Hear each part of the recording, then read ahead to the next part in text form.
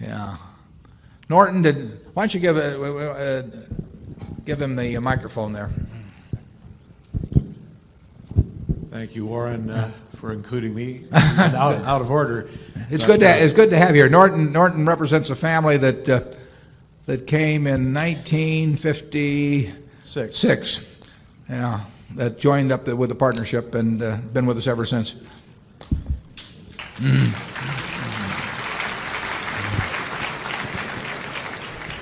A very, very fortunate connection. Both ways, Norton, both ways. And, Careful, Norton. We don't want you mobbed on the way out. But I might say that it all began with my father discovering, thanks to a professor of finance that was also at the University of Oklahoma, Ben Graham back in 1940.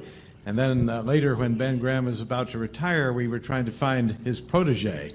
And clearly that was Warren. And so he belongs to that long tradition.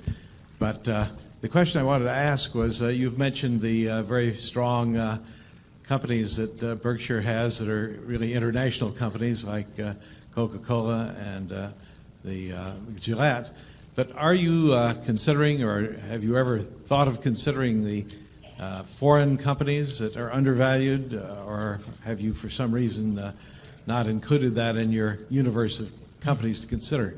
We've looked at companies domiciled in other countries, and we continue to look at companies domiciled in other countries. We wouldn't, we're happy for the U.S. and for Atlanta that Coca-Cola is domiciled in Atlanta, but would we pass on it if it happened to be domiciled in England? No, we'd love it if it were domiciled in England too. And we feel that the important thing is the business, not the domicile, although we're more familiar in a general way with domestic companies that are domiciled here, although they may make their money internationally. And we feel a tiny bit more comfortable, but for just a tiny bit, in terms of understanding the nuances of taxes and politics and shareholder governance and all of that, in something where we've been reading and thinking about it daily than someplace where we've had a little less experience. But we would love to find a wonderful business that is domiciled in any one of 30 or so countries around the world. We look some. We don't look as hard as we look at domestic companies. We're not as familiar with them, but I have read hundreds of annual reports of companies spread around the world, and we've owned a few, just a couple.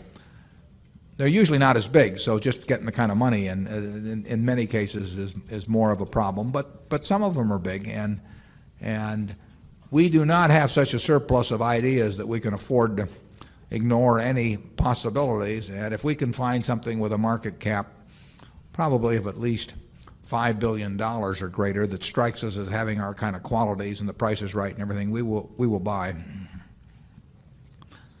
Zone 1.